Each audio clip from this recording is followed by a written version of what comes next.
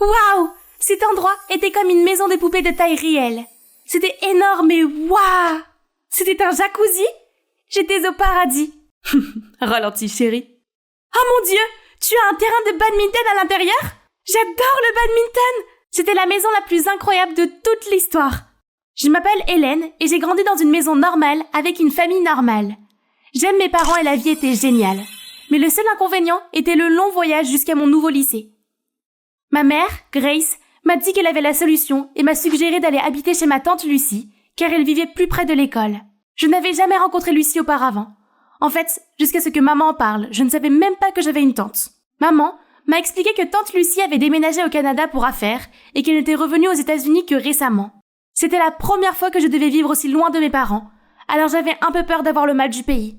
Mais l'avantage, c'est que ma meilleure amie Madeleine vivait juste à côté. Génial, non? En plus, cet endroit était génial. Je n'arrêtais pas de m'extasier devant ce terrain de badminton. Sérieusement, il était plus grand que ma maison. Tante Lucie, je suppose que tu dois vraiment aimer le badminton? Oui, beaucoup de gens pensent que ce n'est qu'un jeu d'arrière-cour. Mais pour moi, c'est un vrai sport. C'était rare de rencontrer quelqu'un qui avait les mêmes goûts que moi. Nous avons discuté pendant des heures de nos centres d'intérêt. Lucie était si facile à aborder et j'avais vraiment l'impression de la connaître depuis des années. J'aimerais devenir une joueuse professionnelle de badminton, mais maman pense que je devrais garder ce sport comme un hobby et trouver une carrière plus stable. Je vois, mais ne te laisse pas décourager par les autres. La vraie passion vaut la peine d'être poursuivie. Laisse-moi te préparer un programme d'entraînement. Maintenant, essaye ceci. Comment sais-tu que j'aime les linguines au homard?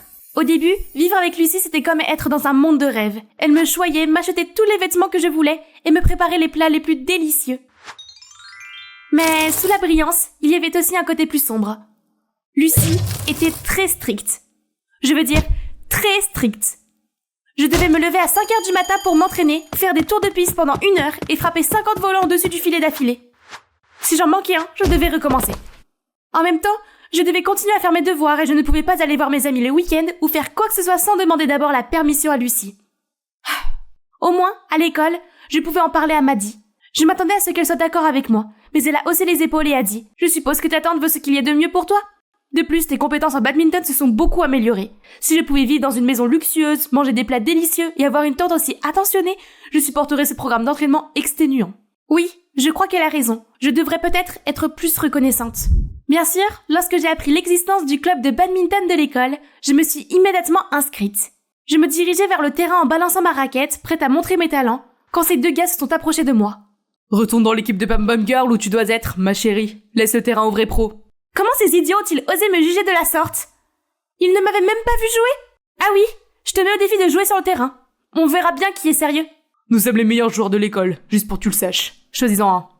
Soudain, un autre gars est apparu à côté de moi et a dit « Alors jouons en double. » Oh mon Dieu, c'est Tyler, le meilleur joueur de badminton de toute l'école. J'ai entendu parler de sa réputation et j'ai vu des photos de lui avec un trophée dans le bulletin de l'école, mais je ne l'avais jamais rencontré auparavant. Étonnamment, il est encore plus mignon en personne. Tu peux nous battre en simple, mais peux-tu couvrir cette fille inutile dans un match en duo? C'est ça, allons-y. Laisse-moi te montrer ce que cette fille inutile peut faire. Le match a commencé. Et immédiatement, Tyler et moi avons vibré sur le terrain et frappé les volants à la vitesse de l'éclair. Nous avons gagné en 2 sets et les perdants avaient l'air tellement déçus. Tyler semblait très impressionné. Et puis... Bon match, Hélène. Tu veux qu'on se revoie? Pourquoi pas demain? Nous pourrions aller chercher de la nourriture. Mamma mia! Comment pourrais-je dire non à ça? Mais quand je l'ai dit à tante Lucie, elle ne l'a pas très bien pris. L'amour peut sembler intéressant, mais c'est une perte de temps et d'énergie qui entraînera une baisse de tes capacités au badminton, de tes notes, de ton humeur, de tout. Tu es trop immature pour gérer ce genre d'émotions en ce moment. C'est ridicule! Je n'étais pas une gamine, j'étais parfaitement capable de prendre mes propres décisions et de suivre mes propres sentiments. C'est un gentil garçon qui m'a aidé. Bien sûr qu'il l'a fait, tous les gars semblent gentils au début. Peut-être que si tu lui donnais une chance... Réveille-toi, Hélène, et arrête de gâcher tes rêves pour un garçon. Cela n'a servi à rien. Ma tante était trop têtue pour m'écouter. Je suis remontée en trombe dans ma chambre, frustrée. Il était hors de question que je laisse la sévérité de ma tante gâcher les choses avec l'homme de mes rêves.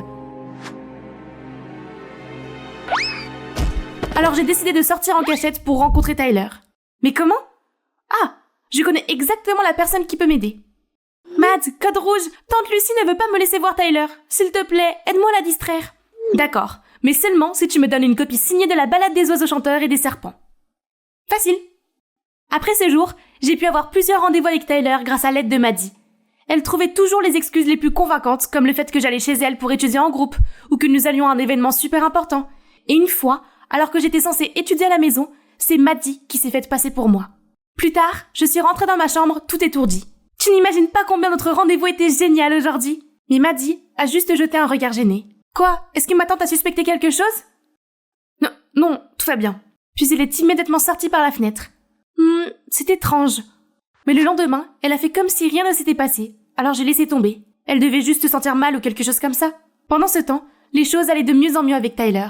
Après un rendez-vous romantique, nous sommes rentrés à la maison et Tyler m'a soudain arrêté, l'air timide et nerveux. Hélène, je t'aime beaucoup et j'aime passer du temps avec toi. Tu veux bien être ma petite amie? Oh mon Dieu, c'est la meilleure chose qui me soit arrivée. Je l'ai entouré de mes bras et j'ai crié à plein poumon. Oui! Lorsque je l'ai enfin lâché, un enfant en roller m'a soudainement percuté et m'a fait tomber sur la route. Une voiture a foncé vers moi et avant que je puisse faire quoi que ce soit, Tyler a sprinté vers l'avant et m'a repoussé. Lorsque j'ai ouvert les yeux, il était allongé là, inconscient. J'ai paniqué en appelant une ambulance et je l'ai accompagné à l'hôpital. Assise dans la salle d'attente, les larmes aux yeux, j'avais tellement peur et je ne savais pas quoi faire que j'ai fini par appeler tante Lucie. Quelques minutes plus tard, je l'ai vu se précipiter vers moi, l'air très sérieux. « Hélène, qu'est-ce que je t'ai dit? Tu m'as menti pour sortir avec un garçon ?» Je n'avais pas le cœur à discuter et j'ai immédiatement éclaté en sanglots. « C'est ma faute! Tyler a risqué sa vie pour me sauver et maintenant il est blessé !» Le comportement de tante Lucie s'est adouci et elle m'a serré de plus près. Après m'avoir consolée pendant un moment, elle s'est enfin ouverte et m'a raconté une histoire à laquelle je ne m'attendais pas. En fait, je suis tombée amoureuse quand j'avais à peu près ton âge, mais il m'a trahi. Je ne veux pas que tu sois blessée comme ça.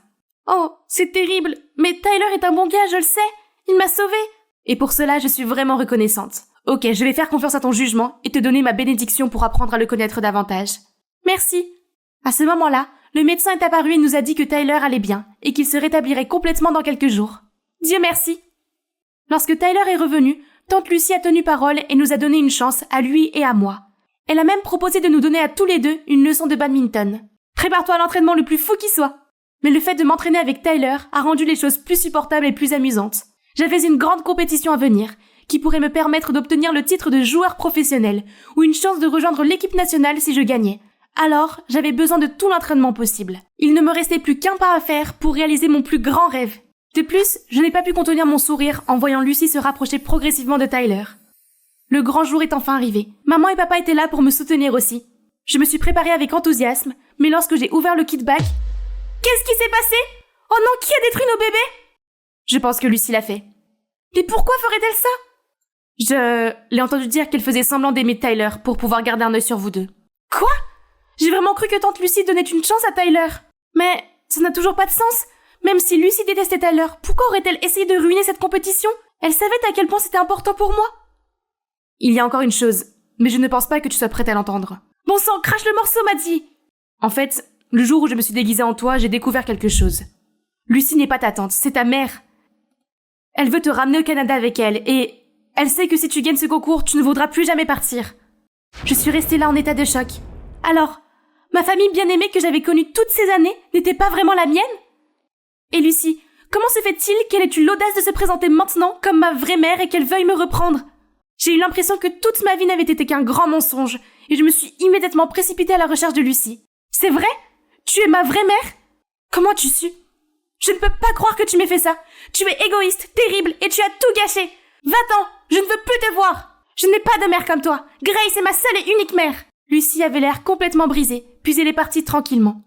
Je tremblais de colère et de douleur quand une main douce s'est posée sur mon épaule. Hélène, ma chérie, je sais que c'est difficile à accepter. Crois-moi, c'était difficile pour nous toutes. Vous m'avez toutes menti. Comment tu peux accepter de m'envoyer chez elle? Tu ne me considères pas comme ta vraie fille, n'est-ce pas? Ne pense pas comme ça, chérie. Nous t'aimons tellement et nous ne voulons jamais te laisser partir, sauf si c'est mieux pour toi.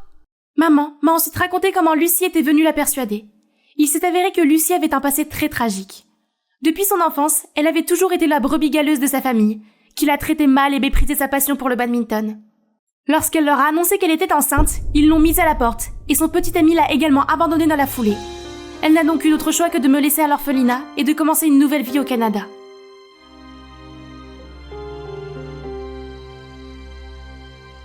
Après d'innombrables épreuves, elle a finalement réussi, et tout ce qu'elle souhaitait, c'était renouer avec moi.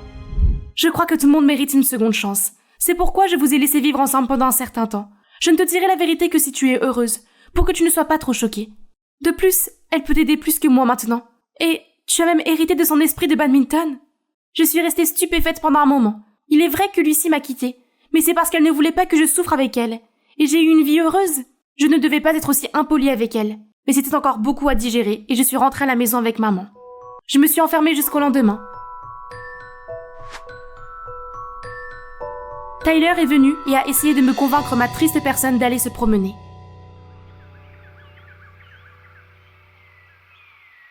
Je sais que c'est beaucoup, mais je pense que tu devrais te réconcilier avec Lucie. Pourquoi es-tu toujours de son côté? Elle a seulement fait semblant d'être gentille avec toi. Et elle a gâché le concours juste pour m'éloigner de cette vie parfaite. Nous pouvons trouver notre chance dans plein d'autres concours, mais il n'y a qu'une seule, Lucie. C'est ta mère biologique, et c'est normal d'être en colère contre elle, mais tu ne dois jamais la rejeter. J'ai repensé à tous les moments heureux que j'avais vécus avec Lucie, à nos discussions intéressantes, aux délicieux repas qu'elle préparait, et aux fois où nous jouions au badminton ensemble. Elle avait même une pièce spéciale pour ranger le matériel de badminton, en particulier les raquettes. Attends, Lucie chérissait les raquettes de badminton. Si elle voulait simplement nous empêcher de participer au concours, elle aurait pu cacher nos raquettes ou prétendre que la voiture était tombée en panne. Mais elle n'aurait jamais détruit les raquettes comme ça. Ti, te souviens-tu de qui d'autre a manipulé nos raquettes ce jour-là? Je ne suis pas sûre. Oh, je pense que Madeleine les a eues à un moment donné. Donc, ça pourrait être Maddie? Mais pourquoi? Elle n'avait aucune raison de faire ça. C'était ma meilleure amie, et elle m'a toujours encouragée à jouer au badminton. Je suis allée en trompe chez Maddie, mais elle se disputait avec son père sur le pas de la porte. Tu es inutile et pathétique, va-t'en, je m'en fiche. Maddie s'est enfuie en larmes et je l'ai suivie dans une ruelle. En la voyant assise, ma colère envers elle s'est estompée. Hey, qu'est-ce qui se passe? Maddie semblait surprise de me voir. Elle a d'abord essayé d'esquiver certaines de mes questions, mais ne voyant nulle part où se cacher, elle a fini par avouer. Ma mère m'a laissé à ce père alcoolique qui ne fait rien d'autre que de me crier dessus toute la journée. Tu as 2 mamans qui t'aiment, et moi, je n'en ai même pas une. J'étais en colère contre Lucie, parce que pour moi, toutes les mères qui ont abandonné leur enfant sont sans cœur et ne méritent pas d'être pardonnées. Elle voulait même t'emmener au Canada. Je ne pouvais pas te perdre aussi. La peur et la jalousie ont eu raison de moi, alors j'ai cassé tes raquettes et j'ai accusé Lucie. Je suis tellement désolée. Ça a l'air dur, mais tu n'aurais quand même pas dû le faire. Je suis toujours là pour t'écouter et je ne bougerai pas d'ici, tu es coincée avec moi. Quand Maddie s'est sentie mieux, je l'ai emmenée chez moi et j'avais l'intention de trouver Lucie pour m'excuser. Mais maman m'a dit que Lucie a décidé de retourner au Canada et qu'elle était en route pour l'aéroport. J'ai immédiatement pris un taxi pour l'aéroport, puis j'ai couru à travers les départs en essayant désespérément de trouver Lucie. Je commençais à penser qu'il était trop tard, quand soudain, je l'ai aperçue sur le point de passer la sécurité. « Lucie !»« Maman, s'il te plaît, ne pars pas !» Je pensais que tu ne voulais pas de moi. « Non, j'étais juste confuse et en colère et je suis désolée de t'avoir blessée. » Nous avons finalement mis les choses en point et nous avons accepté de nous donner une chance de recommencer à zéro. Que s'est-il passé ensuite? Lucie a décidé d'étendre son activité aux États-Unis pour pouvoir rester ici avec moi. Mes merveilleux parents adoptifs ont recueilli Maddie après l'avoir aidée à s'éloigner de son père toxique. J'ai donc maintenant 2 mamans extraordinaires, une sœur géniale, et oui, vous savez, un petit ami super mignon et attentionné. Bonjour, je m'appelle Inès. Et ma vie au lycée a pris un tournant radical grâce à ma mère folle et surprotectrice. Mes parents ont divorcé quand j'étais petite. Je suis restée avec ma mère. Mais elle travaillait pour le département des enquêtes criminelles, ce qui signifie qu'elle était très occupée et que les tâches ménagères n'étaient jamais faites et que nous vivions de plats à emporter. Croyez-moi, manger de la pizza et du riz aux œufs tous les soirs n'est pas aussi bon que ça en a l'air. Mes grands-parents voyaient que ma mère avait du mal à gérer ses engagements professionnels et familiaux, alors je suis allée vivre chez eux. Cela ne me dérangeait pas, car ma mère me rendait toujours visite le week-end. Et en plus, les repas de grand-mère sont délicieux. Mais ensuite, maman a changé de service. Elle est passée de la poursuite des criminels à la gestion de la paperasse au commissariat. En raison de ces changements de position, elle avait beaucoup plus de temps libre. Alors, je suis retournée vivre avec elle. C'est en vivant avec elle que j'ai réalisé à quel point elle était différente de moi. Quand je dis différente, c'est carrément mon opposé. Car elle est forte, féroce et impulsive. En fait, elle est comme un homme. Alors que moi, je suis une fille douce et féminine qui aime porter de jolis vêtements et regarder des films romantiques. Vous pouvez imaginer mon horreur lorsque j'ai invité ma meilleure amie, Eva, et que maman se promenait dans la maison avec un débardeur tête de mort, un jean déchiré et des bottes de motard. On aurait dit qu'elle allait faire un rallye à vélo. Ouais, c'était juste son style habituel. Mais je m'attendais à ce qu'elle agisse au moins normalement une fois quand nous recevons quelqu'un.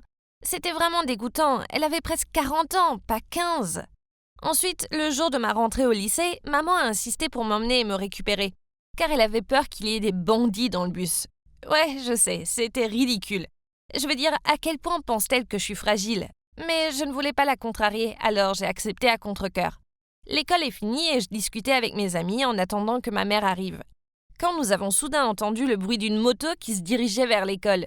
Mes amis et moi étions si contentes et avons sifflé en pensant qu'un joli garçon passait par là. Mais alors la moto s'est arrêtée près de nous et le conducteur a enlevé son casque. J'ai littéralement voulu m'évanouir. C'était ma mère bien-aimée. Oh bon sang, que diable faisait-elle? Ma mère a crié de joie. « Hey Inès, monte !» Puis elle m'a tendu un casque de réserve. Je vous jure que c'était comme si toute l'école était dehors à nous regarder. Comme c'est embarrassant. Quand nous sommes arrivés à la maison, je lui ai demandé d'où venait la moto.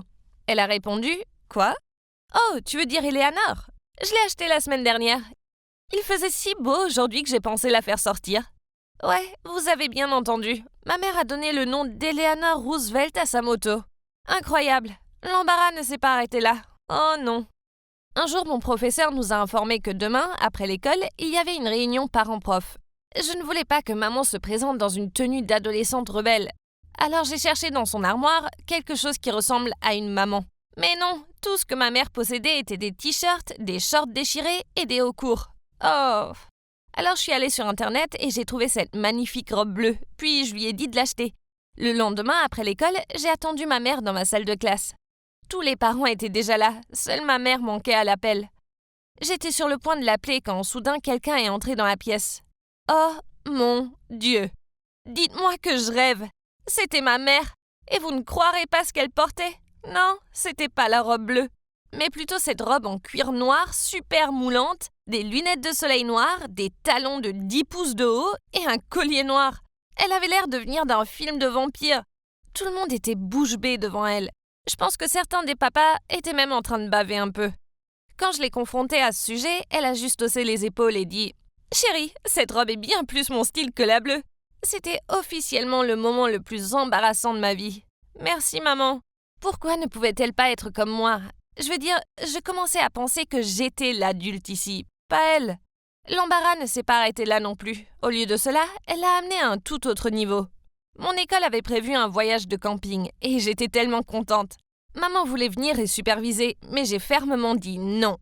Elle a commencé à dire « Mais chérie, tu ne sais pas à quel point les bois sont dangereux, et si tu te fais mordre par un serpent, tu sais comment gérer ça? Je ne pense pas. » Quoi? Elle était juste complètement ridicule à nouveau. Nous sommes disputés pendant un moment, mais à la fin, elle a accepté de me laisser y aller sans elle. Le voyage était tellement amusant et des garçons mignons nous ont demandé à Eva et à moi si nous voulions aller nous baigner dans le lac. Bien sûr, nous avons dit oui. Je veux dire, regardez-les, ils étaient tellement mignons. Soudain, j'ai entendu crier. C'était Eva. Elle a dit que quelqu'un se cachait dans les buissons et nous observait. C'était si effrayant. Les garçons ont dit qu'ils allaient vérifier. Mais alors cette personne a sauté hors du buisson et a effectué une prise de judo sur eux. Attends une minute, je connaissais ce mouvement. Pourrait-il être ce que je pense? Oh non, c'était ma mère. Que portait-elle? Elle était en tenue militaire, elle avait même des jumelles. Bon sang, maman! Qu'est-ce que tu faisais là avec une tête de G.I. Joe? J'ai pas pu retenir mes larmes et j'ai crié. Oh mon Dieu, pourquoi tu ne peux pas me laisser tranquille? T'es en train de tout gâcher! Puis j'ai couru jusqu'au camp. Elle est partie après ça, mais je me suis sentie si embarrassée pendant tout le reste du voyage.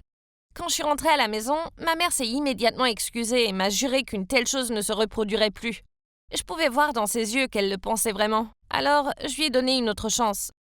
Elle s'est beaucoup calmée après ça et m'a laissée aller à l'école toute seule. C'était un grand progrès, pas vrai? Peu de temps après, j'ai commencé à sortir avec un garçon qui s'appelait Joseph, et il était vraiment canon. Il était l'un des enfants les plus populaires de l'école, et je n'arrivais toujours pas à croire qu'il m'avait choisi. Je sais pas comment maman l'a découvert, mais elle l'a fait, et elle a insisté pour l'inviter à dîner. Je lui ai fait promettre de ne rien faire de fou. Je veux dire, quelle était la pire chose qui pouvait arriver? Le dîner se passait bien jusqu'au dessert. Puis maman a commencé à lui poser des questions gênantes, comme « Joseph, avec combien de filles as-tu sorti? Et je suppose que vous avez des cours de santé à l'école, ou dois-je vous rappeler quelques faits importants ?» Oh mon Dieu, maman! Ces questions étaient plus qu'embarrassantes. Joseph est resté assis avec un sourire gêné sur le visage et n'a pas répondu. Mais alors maman a annoncé qu'il était très tard et l'a pratiquement poussé hors de la maison. Oh, il n'était que 20h30. Après son départ, je suis allée directement voir ma mère et nous avons commencé à nous disputer encore. Maman, t'étais d'accord pour ne pas faire de bêtises. Pourquoi tu ne peux pas agir comme une mère normale? Et elle a répondu: Oh chérie, ce Joseph est vraiment mignon, mais il n'est pas du tout fait pour toi. Je connais son genre, ils ne veulent que profiter des filles douces comme toi. Quoi? Des filles comme moi? Qu'est-ce que c'est censé vouloir dire? J'ai répondu en criant: Tu le fais encore! Tu es surprotectrice! C'est parce que tu n'es pas assez forte. Si tu ne faisais pas ta fillette et que tu étais une dure à cuire comme ta mère, je n'aurais pas à te protéger tout le temps. J'étais en colère. Je suis montée dans ma chambre et j'ai claqué la porte. J'allais vraiment lui prouver qu'elle avait tort pour Joseph et que je n'avais pas besoin de sa protection. Heureusement, maman n'avait pas fait fuir Joseph. Ouf, il m'a dit que ses parents étaient aussi très gênants. Un soir, Joseph m'a emmenée dans un restaurant sympa. Il y avait des bougies, de la musique live et les repas étaient délicieux. C'était tellement romantique. Puis, il a touché ma main et s'est rapproché. C'était si excitant. J'étais sur le point d'avoir mon premier baiser. Soudain, une personne a frappé sur la table voisine et a gâché le moment. C'est alors que j'ai remarqué qu'elle avait un porte-clés sur son sac qui était identique à celui que j'avais fait une fois au camp d'été. Je me suis levée et me suis dirigée vers la table. Une dame d'âge moyen aux cheveux blonds et aux lunettes de soleil était assise là. J'ai essayé de regarder son visage, mais c'était comme si elle m'évitait. J'ai regardé de plus près et je n'arrivais pas à le croire. J'ai arraché la perruque de sa tête et oui, c'était ma mère, encore une fois. Pour être honnête, je n'avais plus envie de me disputer avec elle. Ce qui s'était passé ce jour-là était la preuve qu'elle ne pouvait pas changer. Alors j'ai simplement dit d'une voix calme: Je te déteste, maman. Tu es la pire maman qui soit. Puis j'ai attrapé le bras de Joseph et je suis partie en courant. Ok, peut-être que ce que j'ai dit était un peu dur, mais elle venait de ruiner ce qui aurait été mon premier baiser. Je n'arrivais plus à me concentrer sur notre rencard après ça, alors j'ai demandé à Joseph de me ramener chez moi. Mais à ma grande surprise, il m'a ramené chez lui. Je savais ce que ça voulait dire, mais je n'étais pas encore prête pour tout ça. Alors je lui ai dit que j'allais prendre un Uber. Soudain, il a attrapé mon bras et a essayé de me traîner dans sa maison. Je n'arrivais pas à croire que ça se passait vraiment. Maman avait raison à son sujet. Je paniquais, mais je me suis soudain souvenue d'une chose importante qu'elle m'avait apprise. Alors j'ai utilisé sa prise de judo sur lui. Ça a marché. Il était allongé sur le sol et il gémissait de douleur. Ah! Et c'est alors que ma mère est arrivée sur sa moto. Dès que je l'ai vue, j'ai couru vers elle. Je l'ai serrée et j'ai pleuré comme un bébé dans ses bras. Vous devez vous demander comment ma mère m'a trouvée. Eh bien, quand Joseph est venu dîner, elle a volé son téléphone et l'a piraté pour avoir accès à tous ses messages et à sa position. Donc, après que je l'ai traîné hors du restaurant, il a envoyé un message à son ami disant qu'il essayait de coucher avec moi à tout prix, ce que ma mère a vu. Alors elle s'est précipitée pour me sauver. Oh mon Dieu, maman, ce n'était pas bien du tout. Mais que peut-on attendre d'un enquêteur criminel? Quand nous sommes arrivés à la maison, nous avons eu une discussion sérieuse. À ma grande surprise, elle a admis qu'elle s'était trompée à mon sujet. Elle voyait maintenant que j'étais capable de prendre soin de moi. La prise de judo que j'ai faite à Joseph l'a vraiment impressionnée. Tu vois, les filles douces peuvent aussi botter les fesses. Donc, à partir de ce moment, les choses se sont beaucoup améliorées entre nous. Il s'est avéré que ma mère n'est pas si ennuyeuse après tout. Je réalise maintenant qu'elle est plutôt cool et que tout ce qu'elle a fait, c'était juste pour me protéger. D'accord, elle a peut-être poussé les choses à l'extrême, mais elle l'a fait avec de bonnes intentions. Grâce à ma mère, je me sens plus forte maintenant. Vous savez ce qu'on dit? Je suis une femme forte parce qu'une femme forte m'a élevée. Mais une chose est sûre, je n'emprunterai pas ces vêtements de sitôt. Parfois, dans la vie, nous faisons des choses dont nous ne sommes pas fiers. Mais honnêtement, si je devais revenir en arrière et tout recommencer, je ne changerais rien. Écoutez mon histoire et dites-moi si vous pensez que j'ai fait le bon choix. C'était un parcours de fou. Je m'appelle Delphine et j'ai grandi orpheline. Lorsque j'avais seulement 5 ans, mes parents ont été arrêtés car ils appartenaient à une sorte de mafia. Je n'avais pas de famille. Alors on m'a envoyée dans un orphelinat. J'étais trop jeune pour vraiment comprendre tout cela. Je pensais simplement que mes parents étaient tellement occupés par leur travail qu'ils n'avaient pas le temps de s'occuper de moi. Mais plus tard, j'ai compris que mes parents étaient de mauvaises personnes, qu'ils me frappaient souvent et qu'ils me privaient même de nourriture quand je faisais des bêtises. Au cours des 4 années suivantes, j'ai été adoptée par 3 familles différentes. Les 2 premières expériences ne se sont pas bien terminées et les familles m'ont renvoyée. Mais la 3e famille était vraiment gentille. Malheureusement, la chance n'était pas de notre côté. On a eu un accident de voiture. J'ai eu la chance de survivre, mais mes parents adoptifs n'ont pas survécu. J'étais dévastée, et on m'a renvoyée à l'orphelinat. Je ne comprenais pas pourquoi j'étais si malchanceuse. J'avais vraiment l'impression que l'univers me punissait. Les années ont passé, et aucune autre famille ne m'a adoptée. Alors dès que j'ai eu 18 ans, je suis partie, et j'ai décidé de recommencer ma vie toute seule. Mais ce n'était pas facile. Je n'avais pas eu de véritable éducation, et je n'arrivais pas à trouver un travail décent. J'ai fait beaucoup de boulot au hasard, comme livreuse de pizza, distribuer des prospectus dans la rue, et travailler un peu dans un supermarché. Mais l'argent n'était jamais suffisant. Je détestais l'admettre, mais il m'arrivait de voler des provisions au travail. Cependant, une fois, je me suis faite prendre, et bien sûr ils m'ont virée. Ça craint. Comment pourrais-je tenir jusqu'à demain avec 2 $ dans mon portefeuille maintenant? J'ai dit à mon collègue Alice à quel point ma vie serait misérable sans ce travail. Puis Alice m'a souri et m'a dit qu'elle connaissait un autre moyen de gagner de l'argent. Elle m'a dit que ça se reproduirait une seule fois et que ce serait risqué, mais que l'argent serait suffisant pour me faire vivre pendant des années. J'étais impatiente d'en savoir plus. Mais vous ne croirez pas ce que c'était. Le travail consistait à kidnapper la fille d'une riche famille et à demander une rançon. Alice a dit que tout ce que j'avais à faire était de m'occuper de l'enfant pendant quelques jours dans un entrepôt abandonné. Et quand les parents auraient payé la rançon, ils renverraient l'enfant et je serais libre de partir avec tout mon argent. Je veux dire, ça avait l'air facile, non? Ce n'est pas comme si je l'avais kidnappée. Je prenais juste soin d'elle pendant quelques jours. C'était plus comme une babysitter. Donc, rien ne pouvait mal tourner, pas vrai? La petite fille s'appelait Louise et elle avait juste 2 ans. Ses parents, Monsieur et Madame Taylor, étaient connus et ils étaient très riches. Le plan était en fait très simple. Tous les dimanches, sa nounou l'emmenait au parc et c'est là qu'elle devait être kidnappée. Vous vous demandez probablement si ça a bien tourné. Eh bien, je ne suis pas en prison en ce moment, alors voilà. J'attendais dans l'entrepôt et ils ont amené Louise. Maintenant, tout ce que nous avions à faire était d'attendre. L'entrepôt était assez miteux, mais il y avait de quoi survivre. Au début, Louise a beaucoup pleuré et je n'arrivais pas à la calmer. J'ai essayé de lui faire écouter Baby Shark sur YouTube. Écoutez-le ou pas, ça a marché et elle a arrêté immédiatement. Dans la nuit, Alice a appelé pour dire que les parents de Louise refusaient de payer et que la police était impliquée. Oh mon Dieu! Et maintenant quoi? Ils ne pouvaient pas me laisser ici avec cette gamine. La seule option à laquelle Alice a pensé était que Louise et moi nous nous cachions dans la ferme de ses grands-parents pendant quelques années. Puis, quand l'affaire se serait calmée et que tout le monde l'aurait oubliée, nous pourrions laisser Louise devant un poste de police. C'était de la folie! Mais quel choix avais-je? Le visage de Louise figurait maintenant sur tous les journaux et les pages web, sans parler du fait que je ne savais rien de l'éducation d'un enfant. Quel désastre! Mais hé, au moins j'aurais pu déménager dans une ferme. Donc, le lendemain matin, le cousin d'Alice, qui transporte les légumes de la ferme à la ville, est venu nous chercher et nous a conduits en toute sécurité à la ferme. C'était parfait, parce que les grands-parents d'Alice n'avaient pas de télévision ni d'internet, donc ils ne savaient rien de l'enfant disparu. Alice leur a dit que j'étais une mère célibataire et que je n'avais nulle part où vivre. Alors, ils nous ont chaleureusement accueillis et ont dit qu'en échange, je pourrais les aider à la ferme. Ces premières semaines ont été une torture. Louise était si méchante. Chaque fois que je lui donnais à manger, elle jetait sa nourriture autour d'elle. Et une fois, elle a jeté un bol de soupe chaude sur ma tête. Après ça, j'ai été tentée de la laisser crever de faim. Je ne pouvais pas la supporter. Pour être honnête, je la détestais. Je regrettais tellement de m'être impliquée dans cette histoire à chaque fois que je voyais son visage. Mais un soir, elle était allongée sur le lit à côté de moi et j'étais impressionnée.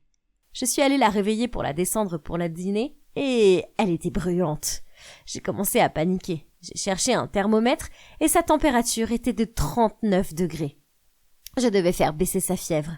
J'ai demandé aux grands-parents d'Alice de m'aider à acheter des médicaments pour elle. Je paniquais sérieusement, car elle tremblait maintenant. Je l'ai prise dans mes bras et j'ai réalisé que j'allais protéger cette petite fille quoi qu'il arrive. Elle avait l'air si innocente et j'ai senti mon cœur s'ouvrir à elle. Nous avons dû nous endormir, car je me suis soudainement réveillée 1 heure plus tard et j'ai été soulagée de voir que sa température était redevenue à la normale. Après cela, je me suis sentie plus proche de Louise. Et honnêtement, elle était plutôt mignonne. Bientôt, je cousais ses petites robes et je cuisinais ses plats préférés. Nous avions en fait beaucoup de choses en commun. On aimait toutes les deux les macaronis au fromage. On détestait les carottes et on était accro au chocolat.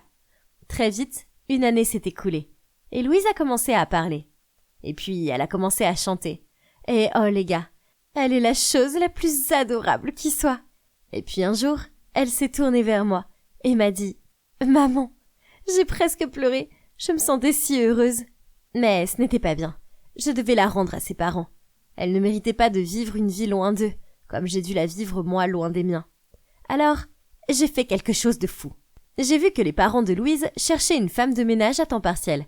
Alors j'ai utilisé un faux nom et j'ai postulé pour le job. Je voulais savoir si c'était sûr de rendre Louise sans me faire prendre. Mais il a été immédiatement clair que quelque chose n'allait pas. C'était comme si elle ne leur manquait pas. Je veux dire, imaginez si votre enfant avait été kidnappé. Vous pleureriez sûrement beaucoup, non? Cette famille était différente. Tout ce qu'ils semblaient faire était de travailler. C'était si facile de se faufiler dans leur maison. Ils partaient au travail à 9h tous les matins et ne revenaient qu'à 19h. La chose dont je devais me méfier était Madame Roberts, la gouvernante. Un jour, je cherchais la chambre de Louise pour voir si je pouvais prendre certains de ses jouets. Mais je ne la trouvais nulle part. Il n'y avait pas une seule pièce qui ressemblait à celle d'un enfant de 2 ans. Avait-il vraiment déjà rangé sa chambre? Ou ils ont juste abandonné tout espoir? Alors, j'ai décidé de fouiller le sous-sol et, pote, j'ai trouvé une boîte pleine de jouets. Mais ce n'était pas la seule chose qui s'y trouvait. Il y avait aussi une photo froissée. Curieux, je l'ai dépliée et j'ai vu une petite fille sur la photo. J'ai gelé. Cette petite fille n'était pas Louise. Elle avait environ 5 ans et me semblait familière. C'était comme si je l'avais déjà vue auparavant. Est-ce possible? Est-ce que c'est moi? Mais pourquoi les parents de Louise avaient-ils une photo de moi? Soudain, Madame Roberts est apparue et a dit « Qu'est-ce que vous faites ici? Je savais qu'il y avait quelque chose de louche chez vous. Je vais appeler Madame Taylor. » Elle a rapidement pris son téléphone et était sur le point de composer son numéro.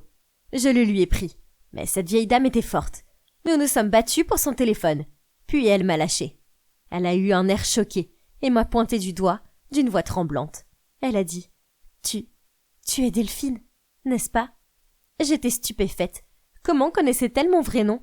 Oh mon Dieu, elle devait savoir que j'avais kidnappé Louise. J'étais probablement sur le point d'aller en prison. Mais elle a continué à parler, et j'ai cru que j'allais m'évanouir. Les parents de Louise étaient aussi mes parents biologiques, ce qui faisait de Louise ma sœur. Madame Roberts m'avait reconnue parce qu'elle avait vu la cicatrice sur mon bras, qu'elle disait que j'avais eue en tombant d'un arbre. Elle travaillait pour ma famille avant même ma naissance. Mais ensuite, elle a dit quelque chose qui m'a choquée encore plus. « Ne reviens pas dans cette famille, Delphine. S'il te plaît, c'est pour ton propre bien. Si tu restes, tu seras en danger, comme la pauvre petite Louise. Il ne se souciait pas du tout d'elle. Il la laissait souvent mourir de faim. Et puis elle a été kidnappée. Ils n'ont même pas pris la peine de la chercher. Ils sont cruels et sans cœur, et tout ce qui les intéresse, c'est de faire de l'argent. Avoir un enfant pour eux n'était qu'une partie de la couverture pour leurs affaires illégales. J'espère vraiment que Louise est dans un endroit plus sûr maintenant. Tout est mieux que cette famille. Oh mon Dieu, c'était vraiment fou! Après toutes ces années, j'avais enfin retrouvé mes parents. Mais au fond de moi, je savais que Madame Roberts avait raison. Si Louise et moi revenions, nos vies seraient un enfer. Avant de quitter la pièce, j'ai posé une dernière question à Madame Roberts. Mes parents m'ont-ils cherché quand ils sont sortis de prison? Madame Roberts a secoué la tête avec tristesse. Mais soyons honnêtes, je connaissais la réponse avant même de la poser. Alors, je suis retournée à la ferme et j'ai continué à m'occuper de Louise. Maintenant que je savais qu'elle était ma sœur, je l'aimais encore plus. Je me suis promis de lui donner la vie qu'elle méritait. Cela fait 10 ans maintenant, et on s'en sort très bien. Nos parents ont un peu cherché Louise, mais seulement pendant 1 mois. Puis, ils ont abandonné. Madame Roberts avait raison. Ils ne se souciaient pas de Louise, ni de moi d'ailleurs. Quand on s'est sentis en sécurité, Louise et moi avons déménagé au Canada. J'ai commencé à travailler dans différents endroits, et j'ai même pris quelques cours. Il s'avère que j'ai une passion pour les plantes, ce que je dois autant passer à la ferme. J'ai donc ouvert un petit magasin de plantes, et les affaires marchent très bien. Louise est ma motivation, et c'est grâce à elle que je travaille si dur et que je continue de me battre pour nos vies. Maintenant, nous sommes plus heureuses que nous ne l'avons jamais été. Quand Louise aura 18 ans, je lui dirai tout. Mais pour l'instant, Je vais la laisser penser que nos parents ne sont pas de gens méchants et qu'ils sont juste occupés à travailler dans un autre pays. Alors, qu'est-ce que vous en pensez? Est-ce que vous êtes d'accord que j'ai fait le bon choix? Je pense que oui. Hé, ce type là-bas vient de se renseigner sur vous, dit le barman, ce qui m'a incité à me retourner et regarder autour de moi. Oh, il est parti. Comme vous pouvez le voir, je suis assise au bar d'un hôtel 5 étoiles. Non, je ne suis pas riche, au contraire. J'ai pris toutes mes économies et j'ai décidé de les dépenser pour profiter de chaque jour qui me restait à vivre. Tout a commencé il y a plusieurs mois. Je souffrais constamment de douleurs et d'épuisement. J'ai mis ça sur le compte du stress au travail, mais mes symptômes ont empiré. J'ai fini par consulter un médecin et je suis restée choquée en entendant les mots cancer et progressif. Les semaines suivantes ont été un tourbillon de rendez-vous à l'hôpital et de traitements. J'ai fait de la chimio et mes beaux cheveux longs sont tombés. Je me sentais tout le temps fatiguée et sans espoir. J'en ai eu assez, alors j'ai arrêté la chimiothérapie, quitté mon travail et décidé de profiter du peu de temps qu'il me restait. La plage hawaïenne est si belle. Puis, soudain, quelqu'un m'a foncé dessus. Ah! Son verre m'a trempé. Je les ai entendus dire « Oh mon Dieu, je suis vraiment désolée !»« Oh, hé, vous êtes la fille qui était assise seule au bar tout à l'heure !» J'ai levé les yeux et waouh, qu'il était beau! J'ai secoué la tête et insisté sur le fait que c'était ma faute pour ne pas avoir fait attention. Après ça, il m'a rejoint pour une promenade et nous avons commencé à discuter. Oh, il s'appelle Antoine au fait. Donc, le lendemain, je l'ai invité à déjeuner. Je n'ai pas beaucoup d'appétit ces jours-ci, et le plus que je pouvais faire était de regarder fixement mon assiette à peine touchée. Alors, j'ai su que je devais être honnête avec lui. « Hey, Antoine, je t'aime vraiment bien et je veux apprendre à te connaître davantage. Mais j'ai un cancer et il ne me reste plus beaucoup de temps. » Au début, il y a eu un silence écœurant. Mais ensuite, il a pris ma main et imaginez quoi? Il m'a dit qu'il voulait aussi apprendre à me connaître. Les quelques semaines suivantes avec lui ont été magiques. Puis, nous sommes revenus en ville et avons continué à sortir ensemble. Antoine était tellement génial et me couvrait constamment d'amour. Un soir, après le dîner, Antoine nous a conduits jusqu'à cette colline. Il a dit qu'il voulait me montrer la ceinture d'Orion, et c'était si romantique. Je ne voulais pas gâcher ce moment, mais il y avait quelque chose que je devais lui dire. « Antoine, j'ai vu le docteur aujourd'hui. Il a dit que rien n'avait changé. Bien qu'il ne l'ait pas mentionné, je suppose qu'il ne me reste plus beaucoup de temps. » Mes larmes ont coulé sur mon visage. J'ai passé les meilleurs moments avec toi. Je crois vraiment que je t'aime. Soudain, Antoine s'est mis à genoux et m'a demandé « Ma chère Angela, veux-tu m'épouser ? C'est le moins que je puisse faire pour toi. » J'étais sans voix, alors j'ai hoché la tête et je l'ai serré fort dans mes bras. J'étais trop heureuse. Je n'ai pas pu m'empêcher de partager notre histoire d'amour sur les médias sociaux. Rapidement, des milliers de personnes l'ont aimé et partagé en disant quel couple inspirant nous étions. C'était fou, mais fantastique. Leur soutien m'a donné l'impression que je pouvais affronter mon cancer, le monde, tout. J'ai commencé à remarquer qu'Antoine recevait beaucoup d'attention de la part des autres filles. Elle savait qu'il était le gars qui avait fait sa demande à la fille mourante, alors elle semblait s'attrouper autour de lui et l'admirer. Puis, un jour, alors que nous étions ensemble au magasin de robes de mariée, je suis sortie de la cabine d'essayage dans cette magnifique robe, me sentant comme une princesse. Mais j'ai alors vu Antoine parler à une autre fille. Elle a touché son épaule et je l'ai entendu dire « Ta fiancée a beaucoup de chance de t'avoir. » Puis elle s'est penchée plus près de lui. « Antoine !» je lui ai sifflé et j'ai demandé « Bébé, de quoi j'ai l'air ?» Il s'est détourné de la fille et m'a regardé fixement. « Ouais, magnifique !» Il a souri maladroitement.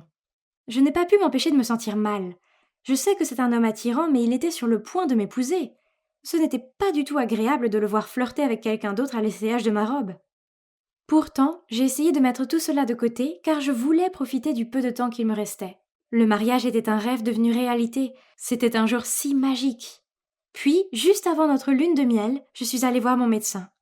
À mon grand et complet choc, il m'a dit « Je suis content de vous informer que vous êtes en voie de guérison. » Oh mon Dieu! Je n'en croyais pas mes oreilles.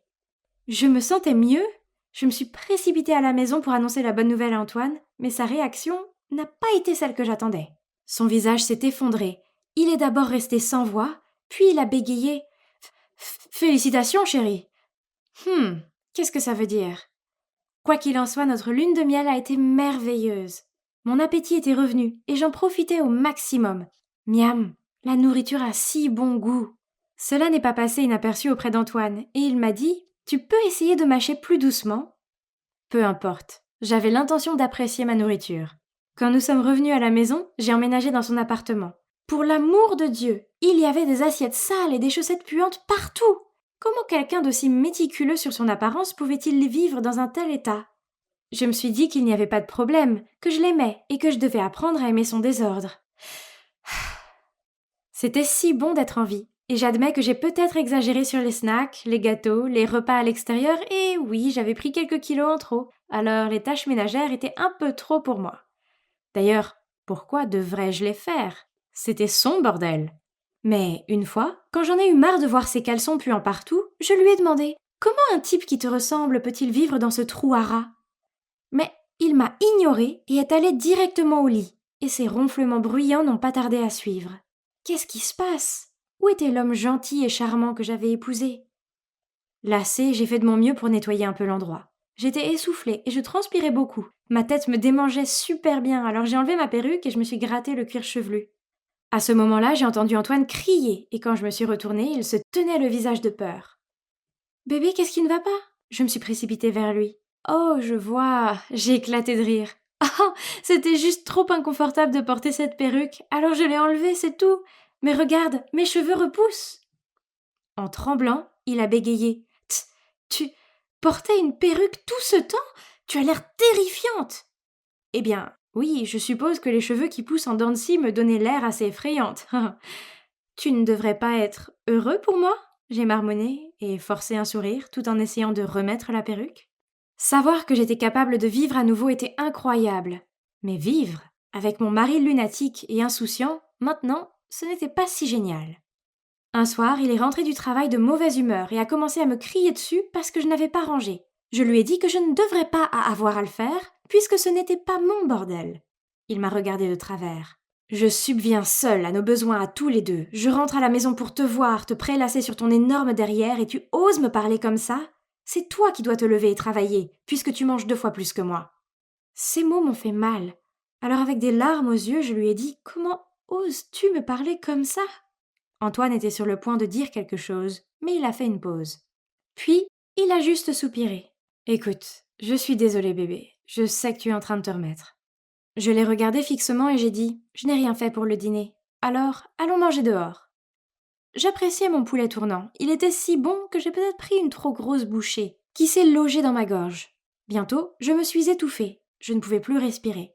Effrayée, j'ai regardé Antoine pour avoir de l'aide, mais il faisait défiler son téléphone. Puis, à mon grand étonnement, il est parti vers la salle de bain. Je continue à taper sur la table pour appeler à l'aide. Heureusement, un serveur s'est précipité et m'a frappé très fort dans le dos, et j'ai réussi à recracher le morceau de poulet. Quand Antoine est revenu, j'ai demandé avec colère « Comment as-tu pu me laisser comme ça ?»« De quoi tu parles, bébé? Je t'ai vu apprécier ta nourriture. Tu as fini? Rentrons à la maison. » Oh! Il savait parfaitement que je m'étouffais. Quel crétin! Tout ce que j'avais pensé et attendu de lui s'est effondré. Il était prêt à me laisser mourir étouffé plutôt que de m'aider. Le problème était que notre histoire d'amour était si célèbre maintenant, et même si je savais qu'Antoine et moi ne pouvions pas nous supporter, l'idée de nous séparer et d'être chahutés par les autres me rendait malade. Je suppose que j'étais coincée avec lui pour toujours. Donc nous avons dû continuer à nous tolérer l'un l'autre. Puis un soir, alors que je grignotais des chips et regardais la télé, mon téléphone a sonné. C'était un numéro inconnu. « Bonjour, êtes-vous la femme d'Antoine ? Antoine a eu un accident de voiture et nous avons vraiment besoin que vous veniez ici. » Je me suis figée pendant quelques secondes. « Désolée, faux numéro !» Et j'ai raccroché. Mon téléphone a sonné plusieurs fois encore, mais je n'ai pas répondu. La culpabilité a commencé à m'envahir, alors j'ai pris mon sac et je me suis précipitée à l'hôpital. L'infirmière m'a dit de signer des papiers pour qu'Antoine puisse être opéré. Un stylo à la main, j'ai hésité. « Excusez-moi, où est la section sur le don d'organes ?» j'ai demandé. « Mon mari est prêt à faire un don si quelque chose de grave arrive. »« Ce n'est pas le bon moment pour poser cette question !» m'a crié l'infirmière. À ce moment-là, les parents d'Antoine se sont précipités paniqués. Je leur ai donné les papiers et je suis retournée furtivement à l'appartement. Après cela, j'ai longuement réfléchi à notre relation. Elle avait été si passionnée au début, mais j'ai réalisé que je ne l'aimais pas du tout et lui non plus. Toutes nos décisions étaient prises intensément et rapidement en fonction de l'idée que je pourrais mourir plus tard. Nous étions trop têtus pour admettre l'échec et nous éloigner, et maintenant nous étions malheureux. Quelques semaines plus tard, Antoine est rentré en fauteuil roulant et nous sommes restés assis dans un silence gênant. Puis j'ai brisé la glace. Le soir où je me suis étouffée au restaurant, tu as fait exprès de m'ignorer ? Antoine m'a répondu par une autre question. Est-ce vrai que tu voulais faire don de mes organes au lieu de m'aider à me faire opérer? J'ai répondu. Je suis désolée. C'était le seul moyen auquel j'ai brièvement pensé pour sortir de ce mariage. Il a soupiré. Je sais. Moi aussi. Je pense que nous sommes trop semblables et que c'est pour ça que ça ne marche pas. Il a fait une pause. Je pense qu'il est temps que nous mettions un terme à tout ça. Alors finalement, nous avons cessé de nous supporter et avons demandé le divorce. Les gens sur les médias sociaux étaient furieux et ont posté beaucoup de commentaires venimeux tels que « Tant pis pour le couple qui nous inspirait » et « Pour moi, ça crie au mariage frauduleux ». J'ai décidé de fermer tous mes comptes en ligne, leur opinion n'ont plus d'importance. J'ai le soutien de ma famille et c'est le plus important. Étonnamment, je suis toujours amie avec Antoine. Nous avons vécu beaucoup de choses ensemble. Et il n'est pas si mauvais. Mais je ne veux jamais vivre avec lui. Ah! J'ai même rencontré mon petit ami actuel grâce à Antoine, car c'est lui qui m'a présenté à lui. N'est-ce pas drôle? Parfois les choses ne se passent pas comme prévu, mais ce n'est pas grave. Vivre un mensonge juste pour sauver un ego meurtri est bien pire. Oh, au fait, ce sont mes vrais cheveux. Je suis maintenant en parfaite santé. Rappelez-vous, on ne vit qu'une fois. Alors ne perdez pas votre temps à essayer de plaire aux autres, mais profitez plutôt de la vie et vivez-la au mieux. Salut, c'est Clara. Alors, mes rêves de faire partie d'un groupe scolaire extraordinaire, eh bien, ils ne se réalisaient pas si bien. Après une performance catastrophique au bal de fin d'année, on a tous décidé de prendre des chemins différents. Du moins, jusqu'à ce que Marc, le garçon le plus sexy de la première année, entre dans la pièce. Il était là, souriant dans l'embrasure de la porte, et tenant sa guitare électrique. Alors Juliette l'a regardé fixement et a dit « Qu'est-ce que tu veux ?»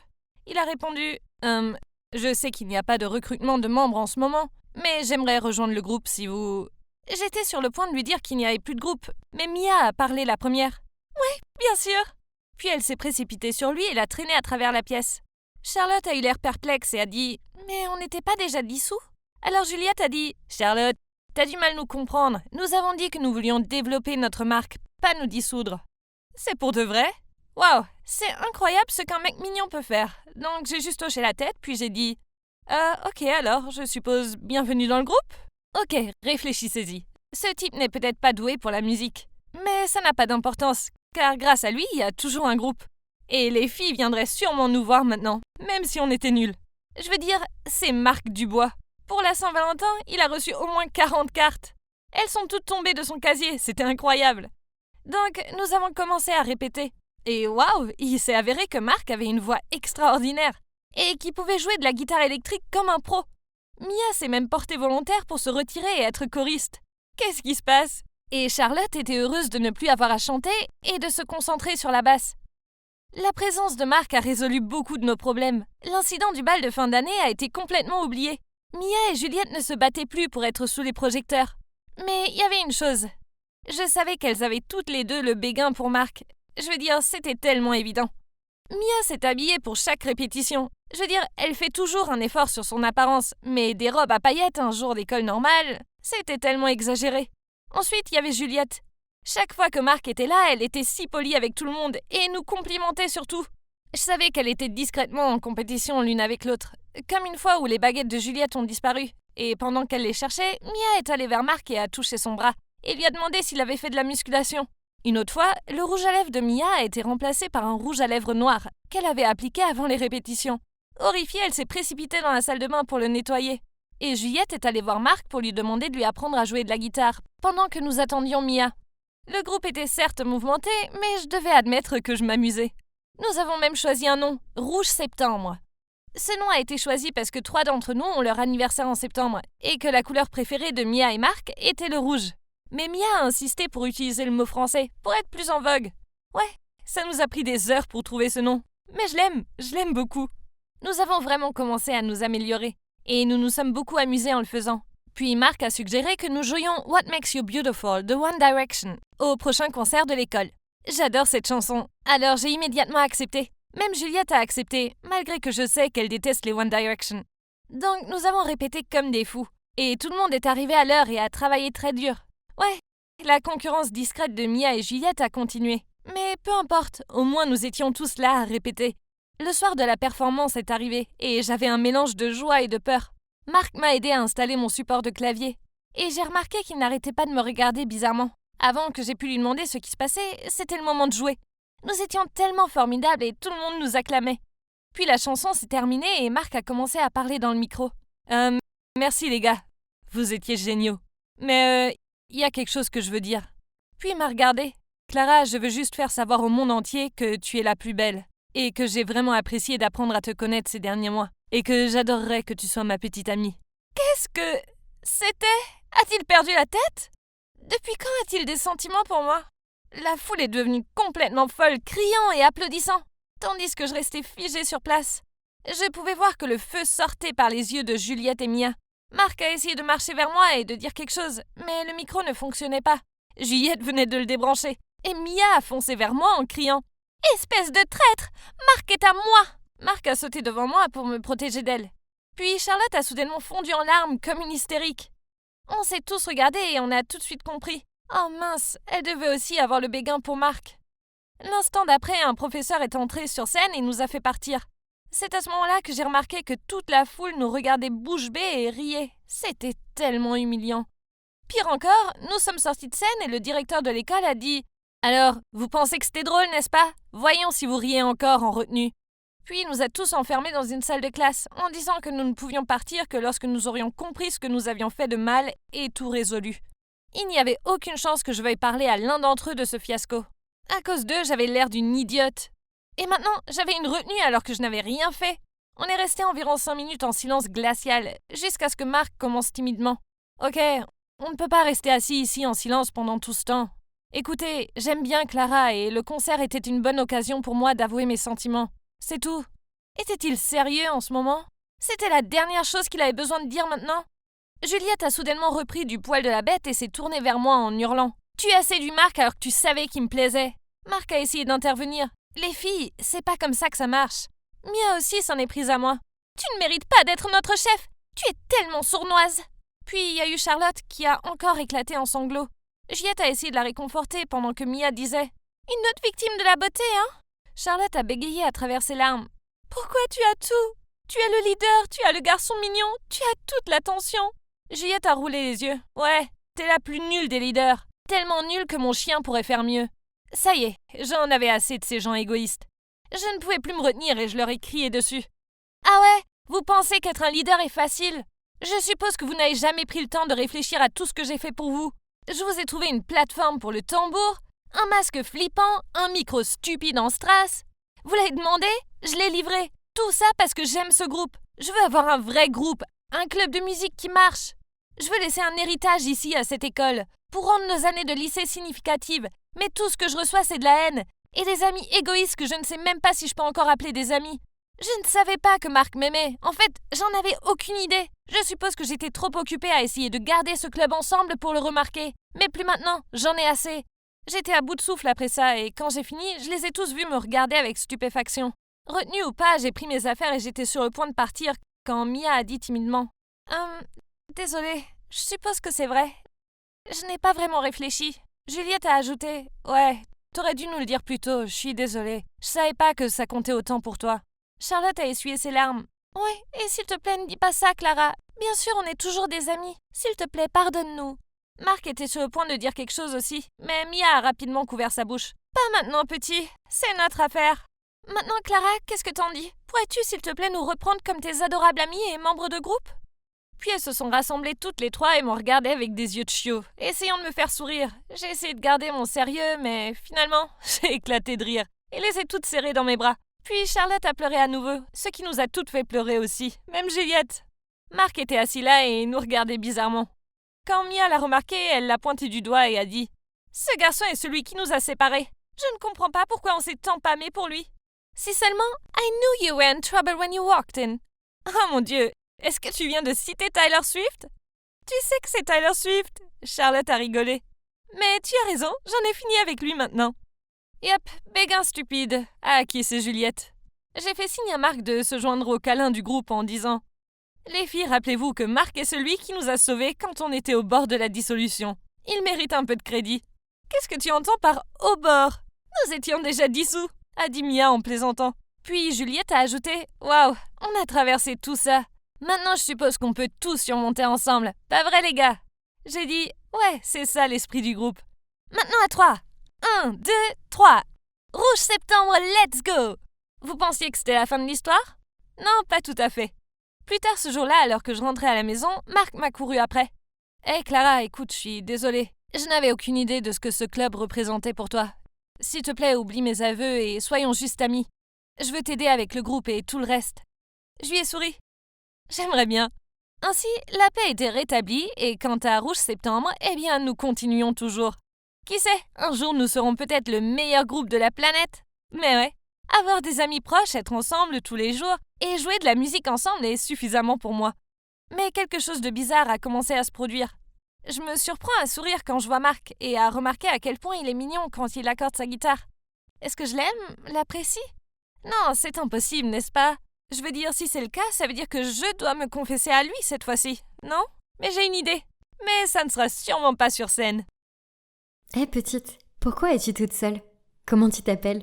La première fois que j'ai remarqué cette petite fille, c'est le jour où j'ai découvert cette boulangerie épique près de mon école.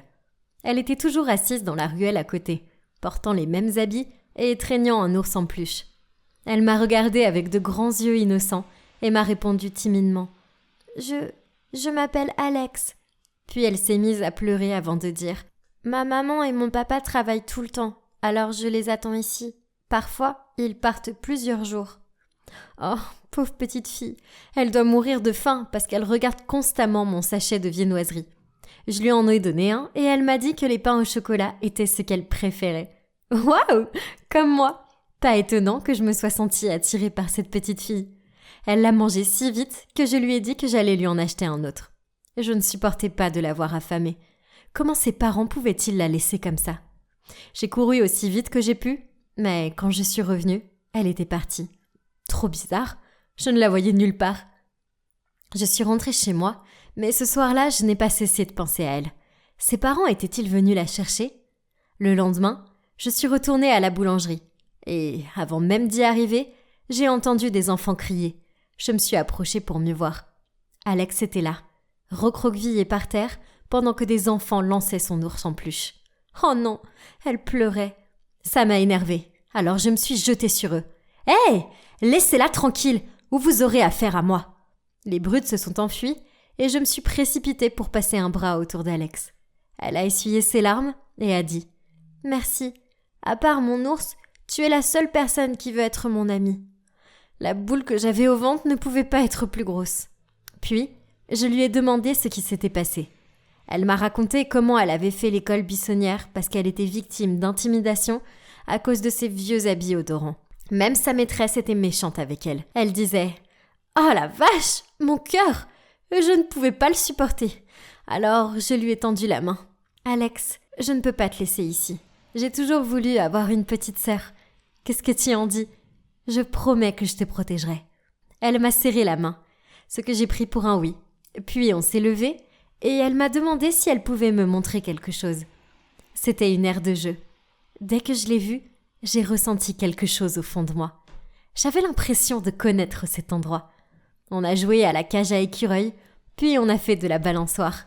Il y avait même un grand toboggan qui était super cool. On a joué pendant des heures. C'était comme si j'étais revenue en enfance. Enfin, si seulement je pouvais me souvenir de mon enfance. De ce que je sais, quand j'avais 8 ans, j'ai eu un gros accident. J'ai subi un traumatisme cérébral et toute ma mémoire s'est envolée. Depuis, j'ai suivi des thérapies et pris des médicaments. Mais c'est étrange d'être incapable de se rappeler de quoi que ce soit de ma vie d'avant. J'essaie de me concentrer sur le présent et je sais que j'ai de la chance d'être encore en vie. Cependant, parfois les migraines de l'accident deviennent vraiment insupportables. Et c'est exactement ce qui s'est passé quand on était sur les balançoires. Je regardais le ciel en rigolant et la minute d'après, je me suis sentie glisser de la balançoire et atterrir par terre. La dernière chose dont je me souviens, c'est de voir Alex courir dans ma direction. Quand j'ai rouvert les yeux, j'étais dans un lit d'hôpital et mes parents me serraient les mains. Ces derniers temps, mes migraines devenaient plus fréquentes et ça inquiétait mon père et ma mère. Ma première pensée a été « Où est Alex ?» J'ai demandé à mes parents s'ils avaient vu une petite fille de 8 ans, mais ils ont eu l'air confus. J'ai compris qu'elle avait probablement pris peur et s'était enfuie. Elle ne quittait pas mes pensées pourtant. Alors dès que je suis sortie de l'hôpital quelques jours plus tard, j'ai commencé à la chercher. Mais elle n'était nulle part.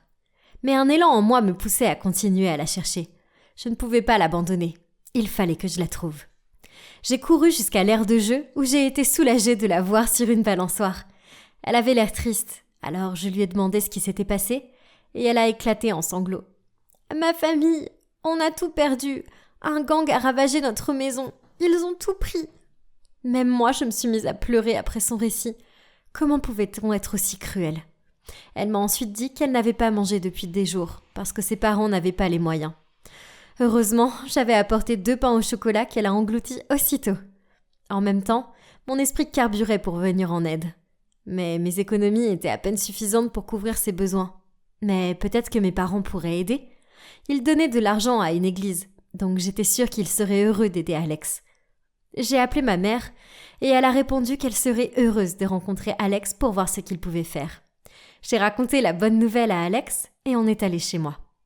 Je lui ai donné à manger, puis on s'est installé sur le canapé en attendant mes parents. Voir son visage rayonnant m'a rendue heureuse. Dès que j'ai entendu leur voiture, j'ai couru à la porte pour leur dire « Maman, papa, Alex est ici !» Mes parents sont entrés et ils ont regardé autour d'eux. Puis mon père a dit « ma chérie, où est-elle ?» J'ai dit en pointant le canapé du doigt. Elle était juste là. Je l'ai appelée, mais elle n'a pas répondu. Je n'ai pas compris. Où était-elle passée ?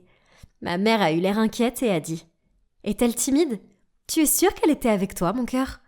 Frénétique, j'ai fouillé toute la maison, mais elle n'était nulle part.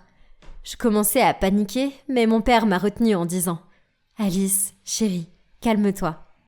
Peut-être que tu as besoin d'un peu de repos. » J'ai entendu ma mère murmurer. Ces intenses migraines l'ont sûrement épuisée à nouveau. Emmène-la en haut. Je vais appeler le médecin pour lui parler de ses hallucinations. « Je ne suis pas en train d'halluciner. Elle existe vraiment. Pourquoi vous ne me croyez pas ?» ai-je crié, tout en essayant de me libérer de l'emprise de mon père.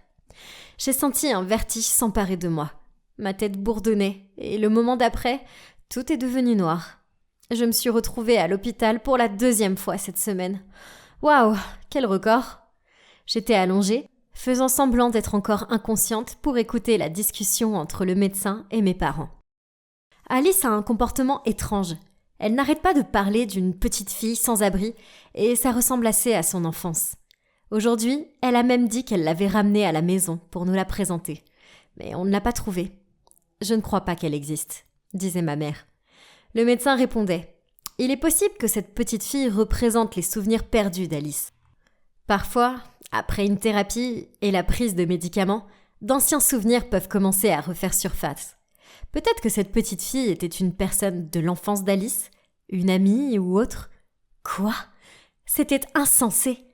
Alex provenait-elle de mon enfance ? Je ne comprenais pas. Je me suis assise brusquement et j'ai bredouillé. Me cachez-vous quelque chose ? Je pouvais le voir, car mes parents avaient l'air en panique, et ma mère a répondu. Écoute, ma chérie, la journée a été longue.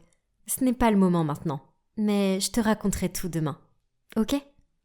Le lendemain, mes parents m'ont emmenée à l'église, à qui ils faisaient un don chaque année. J'étais confuse et n'arrêtais pas de demander qui était Alex. Finalement, une bonne sœur est arrivée, et on s'est installé dans une petite pièce au 2e étage, où les secrets ont été dévoilés. Mes parents n'étaient pas réellement mes parents. Après l'accident, ils m'avaient adoptée par le biais de l'église. Ils sont venus me chercher à l'hôpital dès que j'ai été rétablie et ne m'ont rien raconté pour éviter de me compliquer la vie. Ils voulaient simplement que je sois heureuse. Je ne pouvais pas y croire. La religieuse m'a demandé de lui expliquer ce qui se passait derrière moi, et je lui ai parlé d'Alex. Dès que j'ai dit son nom, elle a eu l'air choquée, et elle a sorti un album de photos. Elle m'a montré une photo de 2 sœurs jumelles, et a dit « C'est toi, Alice, avec l'ours en peluche, et voici ta sœur jumelle. Elle s'appelle Alex. » Tout à coup, la pièce s'est mise à tourner. C'était trop pour moi. J'avais une sœur jumelle. Avant d'avoir eu le temps de prononcer quoi que ce soit, la bonne sœur m'a prise par la main et m'a conduite vers une grande fenêtre près des escaliers. À travers ces paroles, tous mes souvenirs ont refait surface. Mes parents biologiques nous avaient laissés, moi et Alex, dans cette église parce qu'ils n'avaient pas les moyens de nous élever. Aucune famille ne voulait nous adopter ensemble, alors la religieuse nous avait dit qu'on allait être séparés. C'était la nouvelle la plus douloureuse qu'on nous ait jamais dite. Alors nous avons décidé de nous échapper ensemble. J'ai confié à Alex mon ours en peluche pour pouvoir sortir par la fenêtre en première. Mais malheureusement, j'ai glissé et suis tombée d'une hauteur dont je ne peux m'avérer heureuse d'avoir survécu. C'est ce qui a effacé tous mes souvenirs. J'ai regardé par la fenêtre tandis que la bonne sœur me racontait tout ça. C'était de la folie. Combien de secrets m'avait-on caché tout ce temps? Alors, où se trouve Alex maintenant? Ai-je demandé, des larmes roulant sur mes joues. Alex avait été adopté par une autre famille, mais les religieuses avaient perdu le contact, car ils avaient déménagé à l'étranger. J'avais l'impression de manquer d'air. Il fallait que je retrouve ma sœur. Mais comment faire sans aucune information? J'ai commencé à chercher sur les réseaux sociaux comme une folle, mais rien n'est venu. Je ne pouvais pas perdre espoir pour autant. J'ai mis à jour mon voyage pour trouver Alex, tous les jours sur un blog personnel. Et pas une nuit, je ne me suis endormie sans penser à elle, et sans me demander comment elle allait. Heureusement, les internautes ont manifesté beaucoup d'intérêt et de soutien pour mon histoire. Il a été diffusé, mais jusqu'à présent, il n'y avait toujours aucun indice sur Alex. Même l'illusion du bébé Alex n'apparaissait plus depuis le jour où j'ai entendu la vérité. Mais je savais, dans mes os, que nous retrouverions le chemin l'une vers l'autre d'une manière ou d'une autre. Et puis un jour, je me suis réveillée avec une autre migraine, après un étrange rêve. Alors j'ai décidé d'aller me promener pour prendre l'air. Et je suis passée par la boulangerie pour le petit déjeuner. J'ai regardé dans la ruelle et me suis vue déambuler avec un ours en peluche dans la main, l'air perdu. On dirait bien que j'avais perdu la boule, hein. Eh bien non, parce que c'était Alex. Pendant 1 minute entière, on est resté à se regarder sans faire un geste. Puis, sans un mot, on s'est jeté dans les bras l'une de l'autre en pleurs. Bon, pour faire bref, Alex avait déménagé en France depuis ses 10 ans. Et depuis lors, elle n'avait jamais cessé de me rechercher. Grâce à un message sur Twitter, elle avait réalisé que j'étais restée là-bas. Alors, elle a postulé pour étudier en Amérique afin de me retrouver. Et voilà, elle était là, juste devant moi. Les mots ne peuvent pas exprimer combien ça semble toujours irréel de la voir à chaque fois. Oh, ne vous inquiétez pas. Tout le monde, y compris mes parents, ont confirmé qu'elle existait vraiment, qu'elle n'était pas le fruit de mon imagination. Ah, Dieu merci. Je ne peux pas croire les montagnes russes par lesquelles je suis passée ces derniers mois. À partir de là, nous sommes devenus inséparables. Et maintenant, on envisage d'emménager ensemble. Il ne nous reste plus qu'à trouver nos parents biologiques. Alex se souvient clairement d'eux. Alors, elle me raconte tous les détails des 8 premières années de notre existence passées ensemble. Alors, souhaitez-nous bonne chance. Hé Alex! J'ai senti quelqu'un me taper sur l'épaule. Je me suis retourné pour voir qui c'était. Et c'était Roxy, mon béguin, qui était aussi la plus belle fille du monde. Je me suis dit que je devais être sur son chemin. Alors j'ai rapidement marmonné, désolé, et je me suis écarté. Mais à ma grande surprise, elle m'a souri et m'a dit « Alors, un petit oiseau m'a dit que tu m'aimais bien. Tu sais, je trouve ça mignon que tu n'aies pas encore fait un pas vers moi, pas comme la plupart des gars ici. » Je l'ai regardé bouche bée. Est-ce que je rêvais ? Je me suis pincé pour vérifier. Non, c'était réel. Donc j'ai hoché la tête et marmonné. Ouais ? Mes amis organisent une fête dans leur maison de fraternité mercredi. Tu veux venir ? Avant que je puisse répondre, son ami Luc est apparu et en souriant, il a dit « Ouais, tu dois juste venir à cette fête. » Roxy a frappé son bras en lui lançant un regard mauvais, puis m'a souri.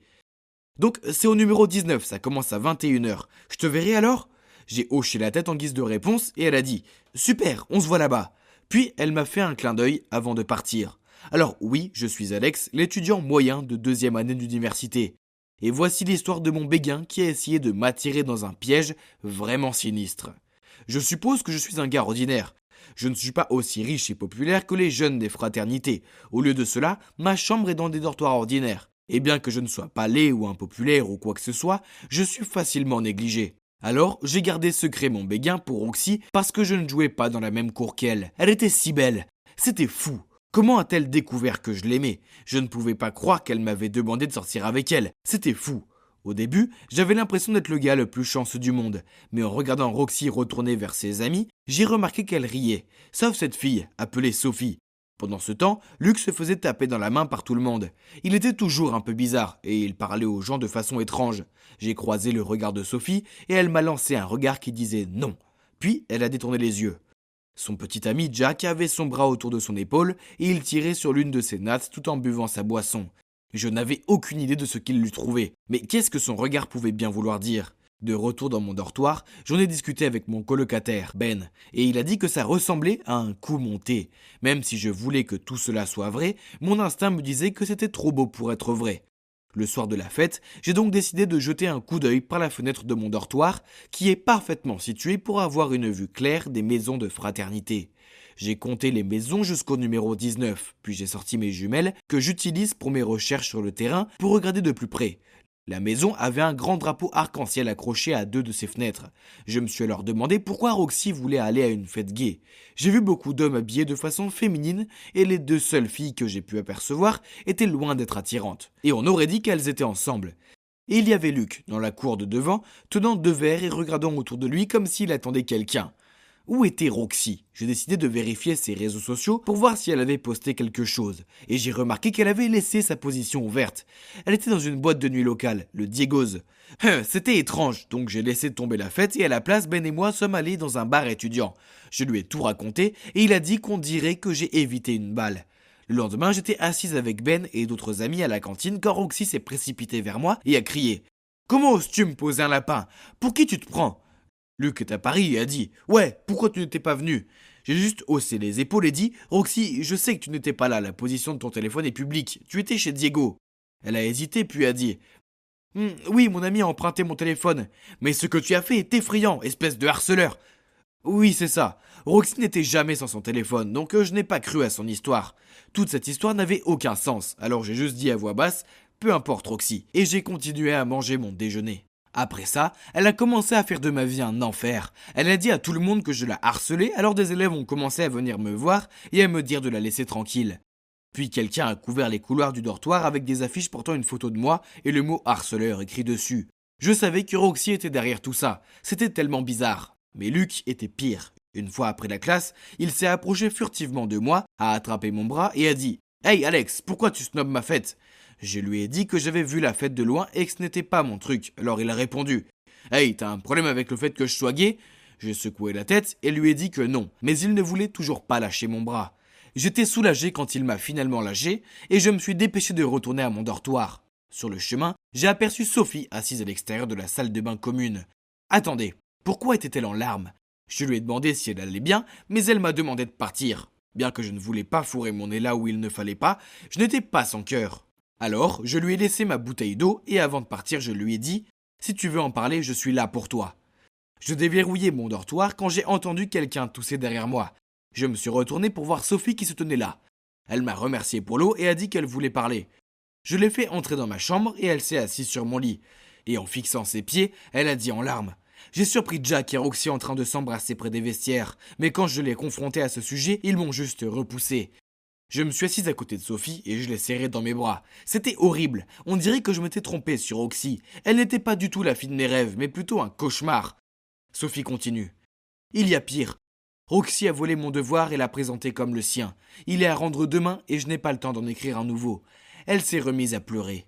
Je lui ai passé un mouchoir et lui ai dit « On va régler ça, il n'y a pas moyen qu'elle s'en sorte comme ça. C'est horrible. » Je lui ai dit d'envoyer un courriel au doyen de l'université et à son tuteur pour expliquer ce qui s'était passé.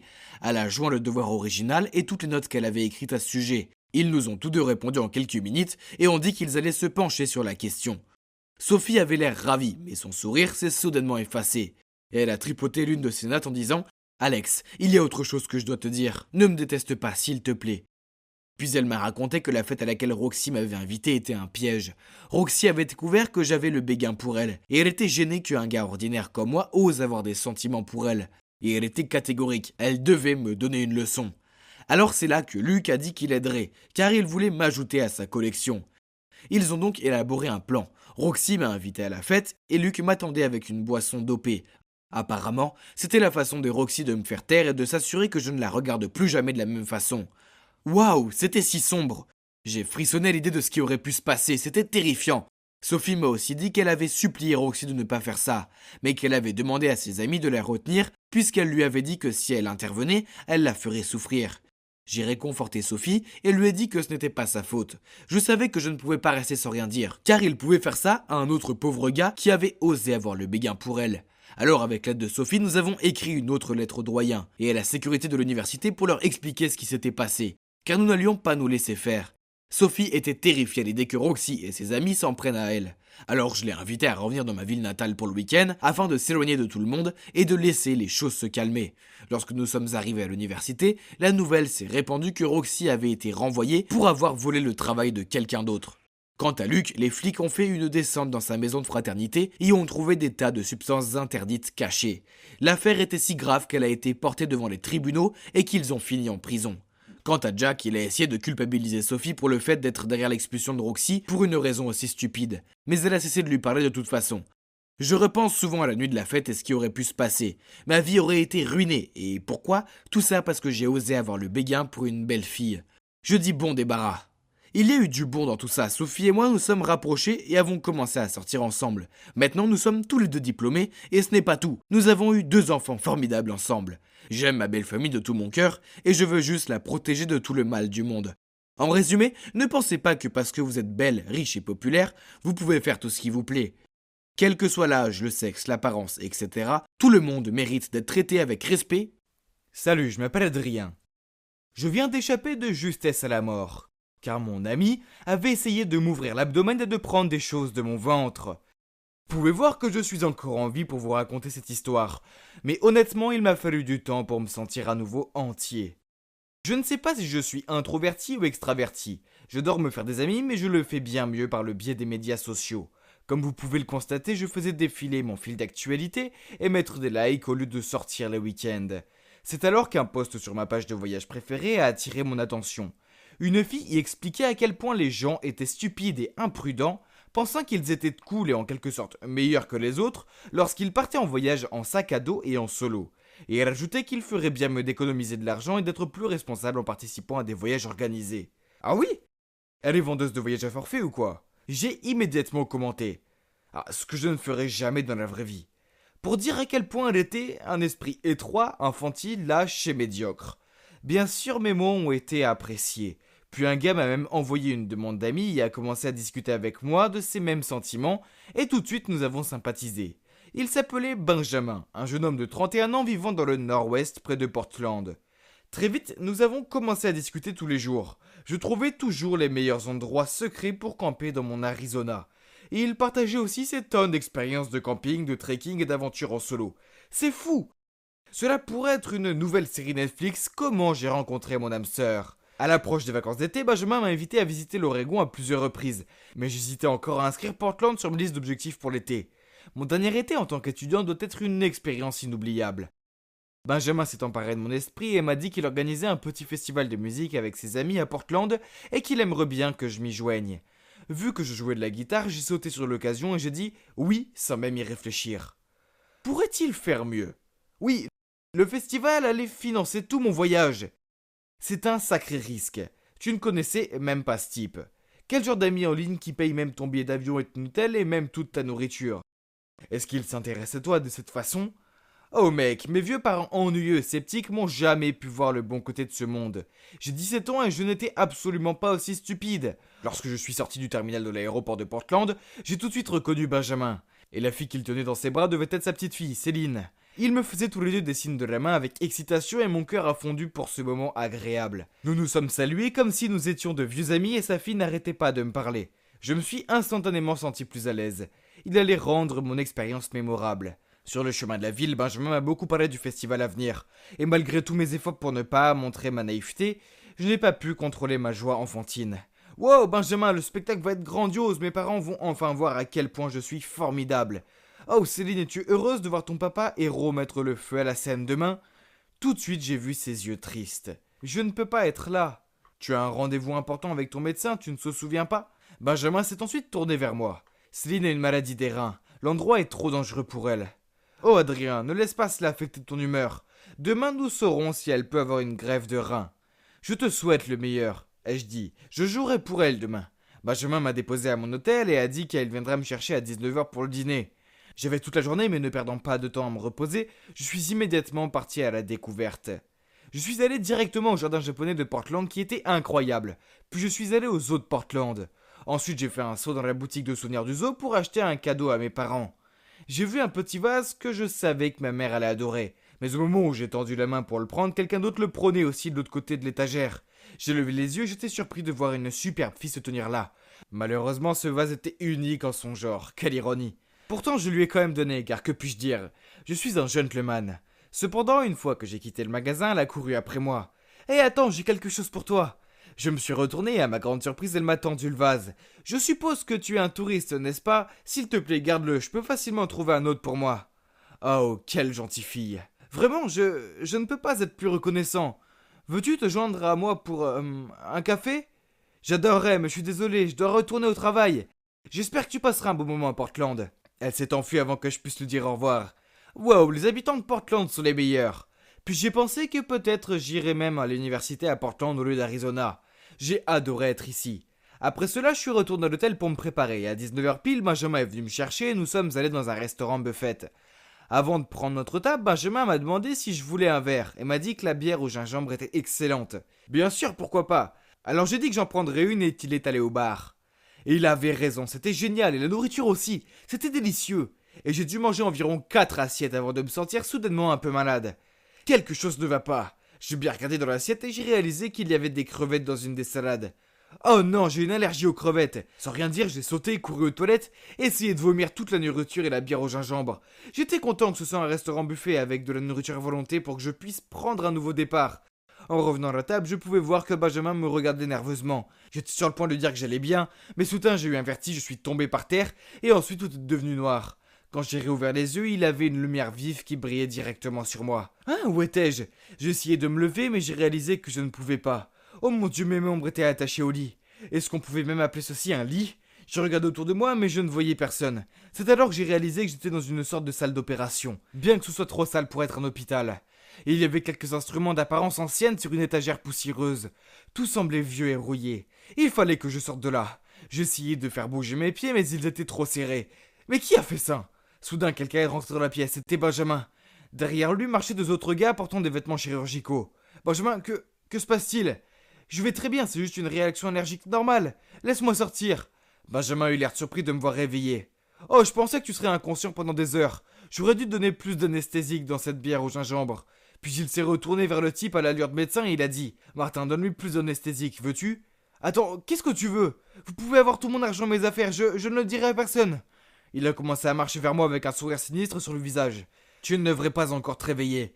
Puisque tu nous as vus, il n'y a qu'une seule façon d'arranger les choses.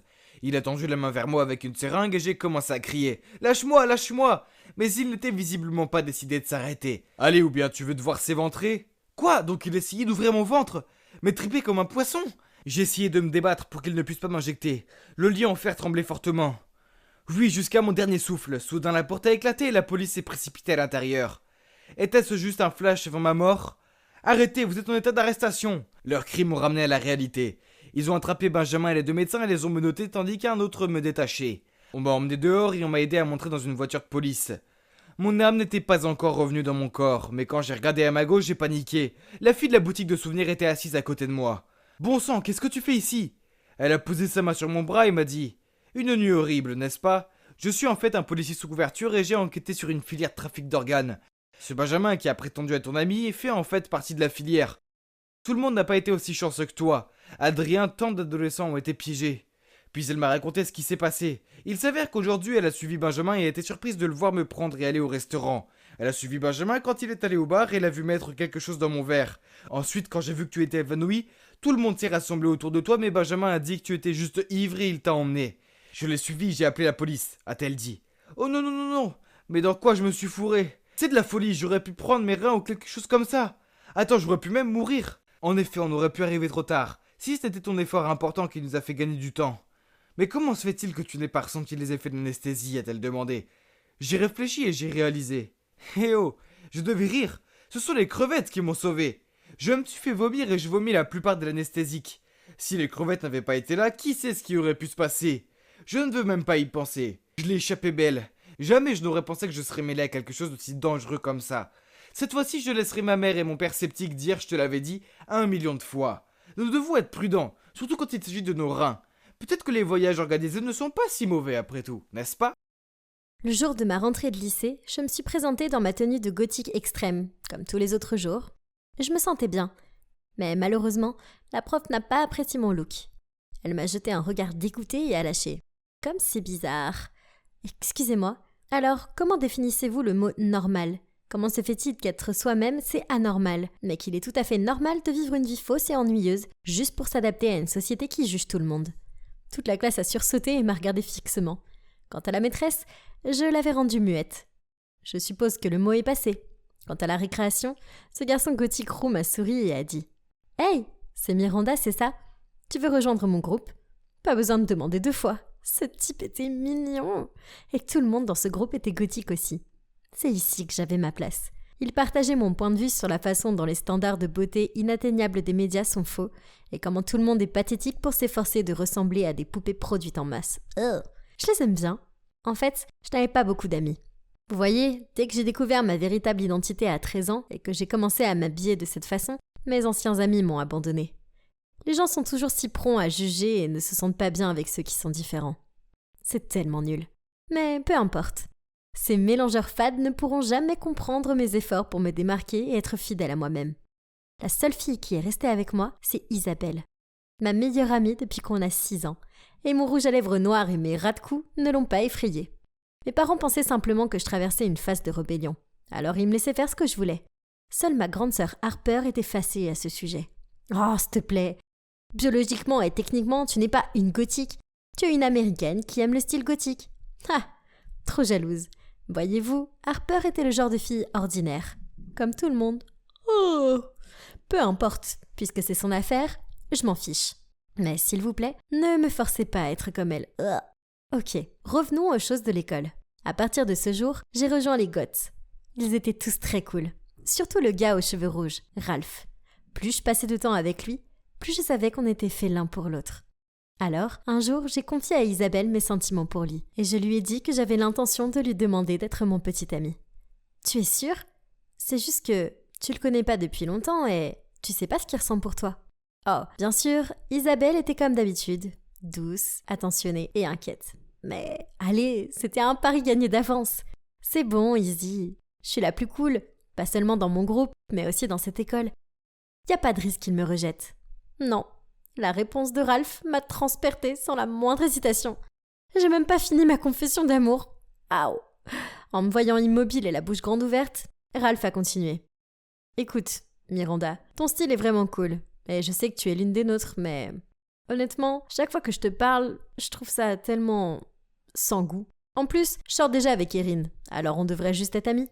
Sans goût ? Qu'est-ce qu'il voulait dire par sans goût ? Et, oh mon Dieu, Erin ? Incroyable! Son maquillage gothique et ses tenues n'étaient pas du tout aussi bien que les miennes. Qu'est-ce qu'elle avait que je n'avais pas? Furieuse, je suis rentrée à la maison. Je me suis précipitée dans ma chambre et j'ai crié dans mon oreiller. En entendant ça, Harper s'est précipitée et m'a demandé ce qui se passait. J'avais besoin de parler à quelqu'un. Alors je lui ai tout déballé. Waouh! Elle a levé les sourcils. Grossier, mais quand même. Elle a fait une pause en se grattant le menton. Oh oh, je sais qu'elle fait toujours ce truc quand elle est sur le point de dire quelque chose de méchant. Tu sais, ce Ralph n'a pas tort. Je veux dire, au lieu de passer 3 heures par jour à appliquer plusieurs couches de maquillage, tu pourrais utiliser ce temps pour apprendre à être moins ennuyeuse. Elle a haussé les épaules. Quoi ? Tais-toi ! Sors de ma chambre ! Je l'ai furieusement poussée dehors et j'ai claqué la porte. Mais, en y réfléchissant bien, et si les autres enfants avaient cessé d'être amis avec moi, non pas à cause de mon look, mais à cause de mon manque d'intérêt ? Non, ça peut pas être le cas. Harper faisait juste son habituelle personne ridicule. Donc, je suis restée fidèle à moi-même tout au long du lycée et j'ai continué à vivre ma vie à ma façon. Personne ne peut me faire changer d'avis. Jamais. Ouais, je sais, la dernière année est importante, c'est pourquoi j'ai fait un effort consistant pour assister à la foire d'inscription à l'université. Après avoir erré à un moment, j'ai été attirée par la section des sciences sociales d'une université. C'était ça. C'était ce que je voulais faire comme spécialisation. C'était tellement excitant. J'avais enfin trouvé quelque chose d'intéressant en dehors du style de vie gothique. Cette nuit-là, j'ai demandé à Harper de prendre une photo de moi pour l'envoyer avec mon dossier de candidature. Elle m'a jeté un regard gênant et a répondu « Pfff, tu crois vraiment qu'il voudrait interviewer une étudiante qui a l'air d'appartenir au château de Dracula ? Non, Elle vient pas de dire ça. Quel manque de respect. Pourquoi vous vous souciez tant des apparences? On choisit quelqu'un en fonction de son caractère, pas de son apparence. Eh bien, si l'apparence n'est pas si importante, pourquoi ne pas arrêter d'être si en colère, se changer et prendre une simple photo? Harper a élevé la voix. Discuter avec elle était inutile. Alors, j'ai couru dans ma chambre et je me suis enfermée pendant 2 jours entiers. Je déteste ce monde. J'ai eu beaucoup de temps pour réfléchir, ce qui m'a fait réaliser que je voulais vraiment me spécialiser en sciences sociales. Alors, j'ai décidé d'écouter Harper, de me démaquiller, de me coiffer et d'emprunter ses vêtements pour la photo. Oh, mon Dieu. Non, je peux même pas me regarder dans le miroir. J'étais horrible. Mais Harper pensait autrement. Je lui ai dit de prendre cette stupide photo. Mais elle est partie en courant et a entraîné mes parents qui ont roucoulé et applaudi en voyant mon nouveau look. « Tu es si belle, chérie !» Ma mère avait la main sur son cœur. Est-ce que c'était des larmes dans ses yeux? Mon Dieu, c'était tellement nul. C'était pas moi. Je suis pas une fille insignifiante et ennuyeuse. Dès qu'Harper a pris la photo, je me suis précipitée vers ma chambre, prête à tout pour retrouver mon look gothique. « S'il te plaît, Miranda !» Mes parents m'ont attrapé les bras. « Tu es tellement mieux comme ça !» Mais c'est pas moi. Si je reste pas gothique, je vais me perdre.